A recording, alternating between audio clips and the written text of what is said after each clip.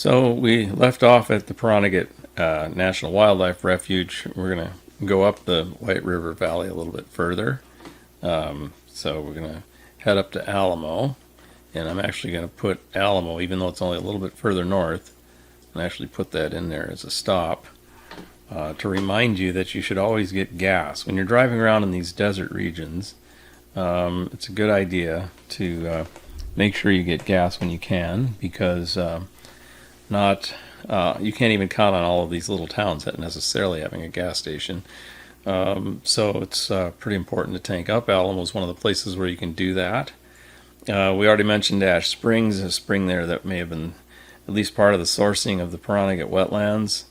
And then as you get up in this region, you'll see Crystal Springs, and I'm gonna make that a stop as well, because this is a place where you can easily get lost. I told you I have a friend in Alamo who's can never quite believe that he finds people driving the highway up here. I think he said somebody came by and he said how he was relying 100% on their GPS.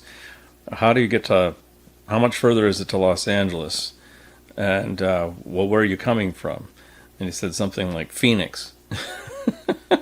It's like you wouldn't go through Alamo on your way between Phoenix and Los Angeles. So people just kind of maybe he plugged in some Los Alamos or something in his GPS, and he's driving off into the wilderness not knowing where he is. So anyway, Crystal Springs is one of these areas that you can get lost, because if you're going to take this route, anyway, a lot of people come up here because they want to go to the Extraterrestrial Highway. Well, it's right up here, but you got to be careful. You come in here on the 93, and you have to first turn left on the 318, which is this little jog here. And when you get on 318, you almost immediately have to split off of 318 onto your Extraterrestrial Highway. And there's a little park here, and it's marked, but you don't want to miss this little Y here. Otherwise, you'll start going back north again, first Hico, and then on up, actually all the way to Ely. So make sure you catch the correct turn here in Crystal Springs. So when you get to that little park, this is what it looks like. And you want to, there's some picnic benches, looks pretty nice. But again, this is the 318 now. Well, the 375 turning off of the 318 here. Extraterrestrial Highway 375. And it goes to the little town of Rachel, which has got the little Alien Cafe where this talk started. We were sitting in the Alien Cafe. That's in Rachel. And it's still 40 miles away. So like I say, the distances out here are pretty far. And this town after that is Tonopah, which is 148 miles.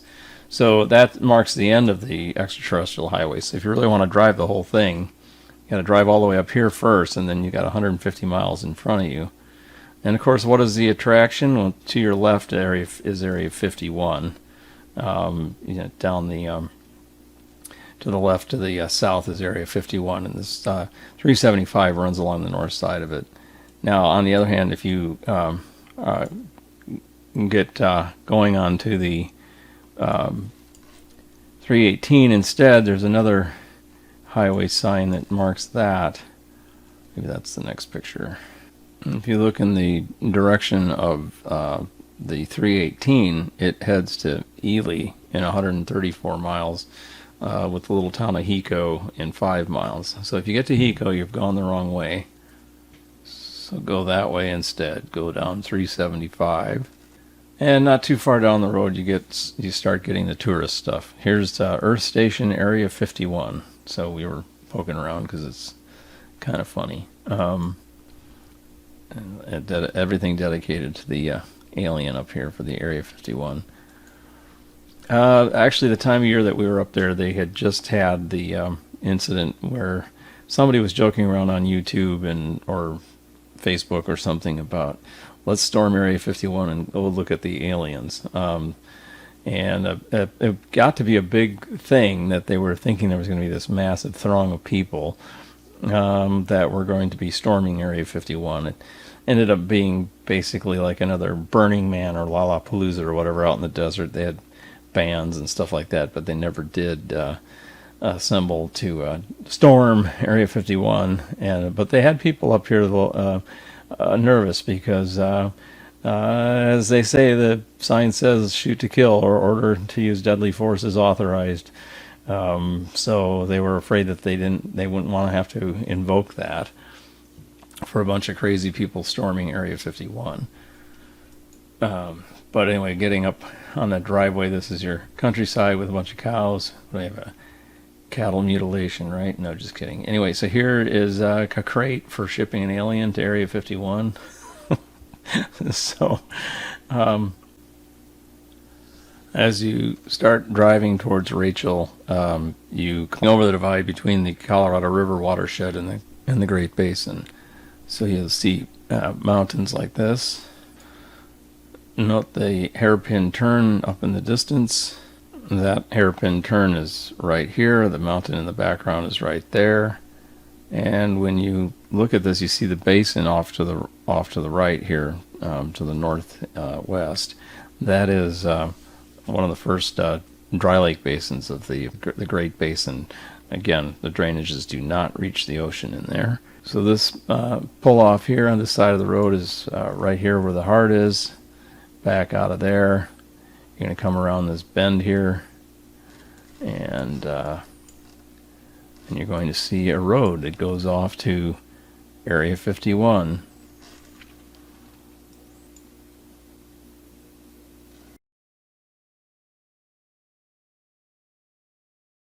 Come down that hillside, turn the bend there, and there's the road that goes off to Area 51. Area 51 is on the other side of this range. This is the road you can drive all the way down to that mountain range, and then you'll probably encounter the armed guards. Looks like it takes a turn here and goes through this pass right here. And actually, Area 51 might be behind this range behind it. So you got a ways to drive if you decide to drive it, and that's a dirt road, and it's off the main highway. The distances are vast out there. This is, I think this is another highway, another dirt road that goes across that same valley. Whether it leads to Area 51 or not, I don't know, but this is somebody's ranch way out in the middle of the valley. And in 40 miles, you reach Rachel, Nevada, and the Little Ailey Inn. So plugging in Rachel, Nevada along your route here from Crystal Springs, that's where Rachel, Nevada is. And the heart shape marks the location. You go up and over the mountain into the first basin here and make the turn and go up to Rachel. So the Area 51 is Groom Lake. It's called Groom Lake, and I lectured on it in my other talk, but this is Groom Lake right here. This is the road that you see right here in my picture that goes off all the way across to the Area 51, goes up and over this pass, and then down into the Groom Lake area. So you got a long ways to drive if you decide to do it, but that's where you turn off. You'll probably get this far before you reach armed guards. At my other lecture, I mentioned that Area 51 sits right next to Yucca Flat, which is where they tested a lot of nuclear weapons. One of 4 regions in Nevada test site where they tested nuclear weapons, and these are all of the craters, explosive craters from the detonations out there. 985 nuclear detonations between 1952 and 1992. And up at the north end of Yucca Flat, again, is Sedan Crater right here, which you can see. You can actually, if you take the tour of Nevada Test Site, you can go up to stand on this platform and look into Sedan Crater. So anyway, just a recap of where you've been. That's why there's all the tourist excitement up here is Area 51. I don't know, is there an alien in there? I don't know. But that's the complex, top secret, nobody's allowed in there, which always gets everybody curious. Anyway, so here is Rachel, Nevada, and the Little Alien. So it's kind of fun. They've hammed it up a bit. We got a little flying saucer, I guess, according to Bob Lazar. That's the sport model, right? The small one.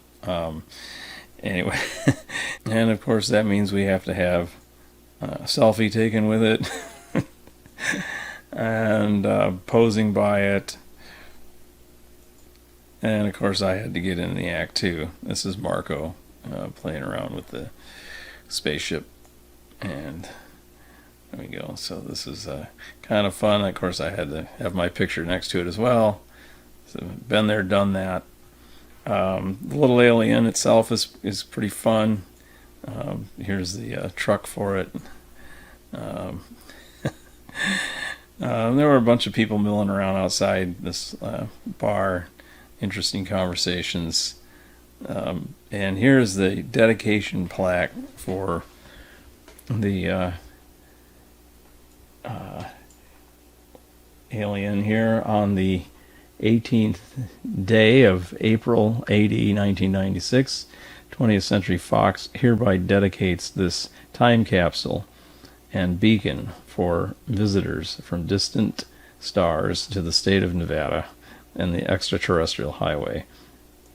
This time capsule will serve as a beacon to be opened in the year AD 2050, by which time interplanetary travelers shall be regular guests of our planet Earth.